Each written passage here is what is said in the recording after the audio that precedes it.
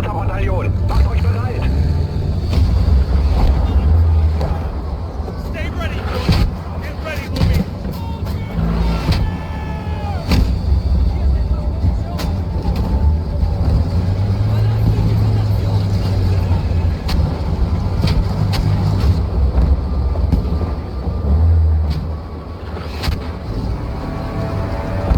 Ganzer Zug, wartet, bis sie ihre Position verraten.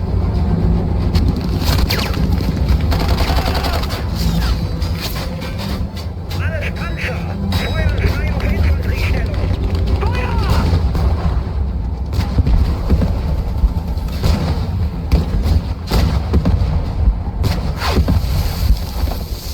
Feuer einstellen! Lasst das die Infanterie erledigen! Alle Panzer, halt! Wir sollten hier vorstoßen! Was sind die Befehle? Rechts und links die Flanken schließen! Ihre Truppe nach rechts! Macht's fertig zum Angreifen! Und wartet auf meinen Befehl! Jawohl, Herr Kommandant! Fahrer zurücksetzen! Sofort! Take up that infantry!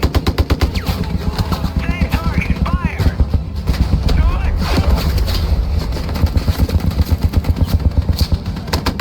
Infantry line! Fire!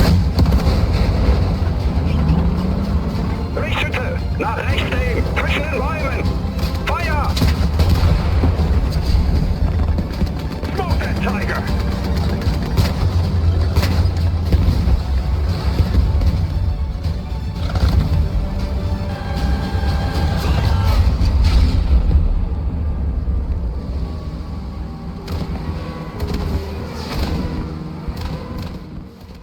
What is up, everybody? So firstly, we are going to check out everything coming with the new Reign of Steel update, and later in the video, we will get a sneak peek at everything coming in the last half of 2024. I am joined by Luna, the community manager, and Katz, project lead.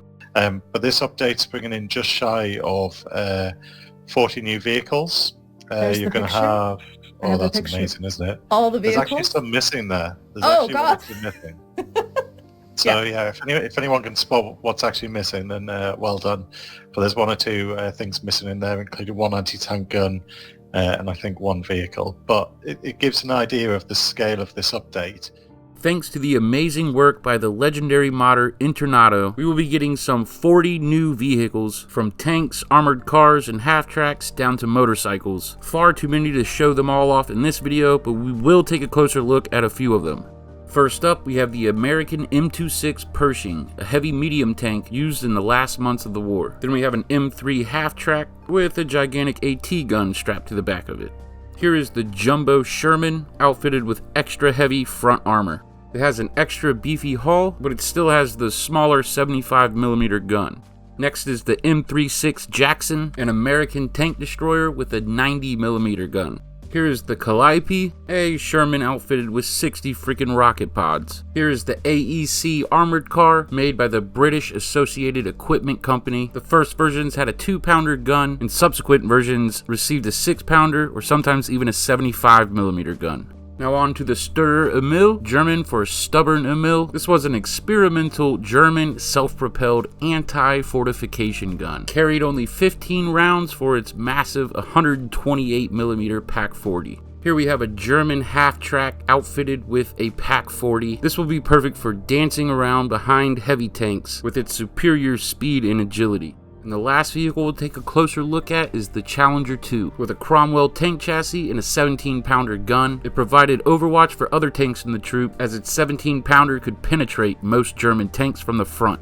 Also coming very soon to the Reign of Steel update is the new game mode Frontline, combining the best gameplay attributes of invasion, offensive, and even random advance and secure. Attackers will have to complete a variety of dynamic objectives and will be unable to see the following objective until the current one is completed. The action will be more chaotic as the fighting will be more centralized. The attackers will not know where their next objective is, while the defenders will be able to see all objectives and prepare well in advance. To encourage infantry and armor units to work together, we will now be able to hitch a ride on the back of a tank, a feature that has been requested since Alpha, as well as the ability to man a mounted machine gun on tanks. Many of the in-game maps have been updated and should give more accurate information. Graphical updates have continued on Chapter 1 maps, as well as the addition of new points of interest. Chapter 4 maps have had their lighting and shadows reworked, and Chapter 3 maps have gotten many updates, including the St. Marie Église Church rework and a total overhaul to Utah's beach.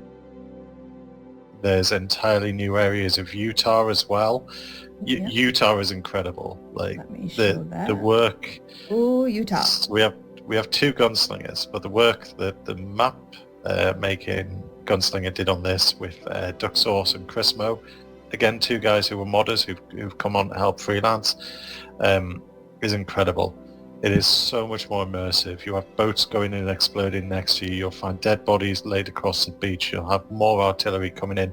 The landing craft will come in waves now, not just one at a time, allowing everyone to just hit everyone in one craft, right? They're going to come in at like 11 craft at once. You're going to see tanks rolling off landing craft and blowing up in front of you. It's going to be so much more immersive. The beach has gone back to the actual scale of the beach. We haven't overly reworked the inland area, because to do that would be really transformative, so we haven't done that on purpose. But the beach area itself has been done as best as possible to reflect what it would have been like when that ramp went down on June the 6th for those guys running ashore. The Arnhem training range has also had a large overhaul, including a new tank practice range, a driver training track, an updated infantry shooting range with pop-up targets, a logistics training area, and a kill house where players can compete against each other. As far as what's coming in the future, work on improving the graphics and performance of Chapter 3 maps remain ongoing, with reworked and new building models, textures, lighting, furnished interiors, and general improvements to graphics and optimization. Historic imagery continues to be used by the level design team to realign maps to be more fitting of reality, with Carentan and St. Marie Église both being reworked to reflect this. The dev team is also working closely with the community to create new admin tools for server owners.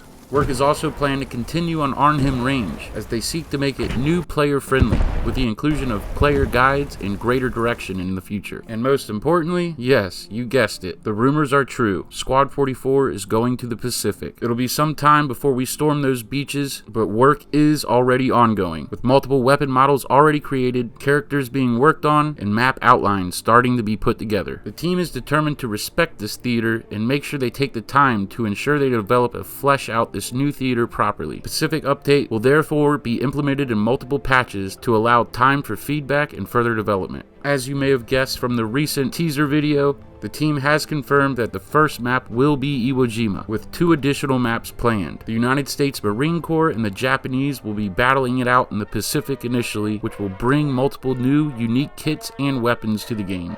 Alright boyos, now's the time where you scroll down to the comment section and let me know your thoughts about this Reign of Steel update and 2024 roadmap. Maybe what you would like to see come with the Pacific Theater, well, besides bonsai chargers, because I think I've already said that a million times now. As always, a special shout out to my channel members, the Mil-Simp minions. I will see you boys in the next one.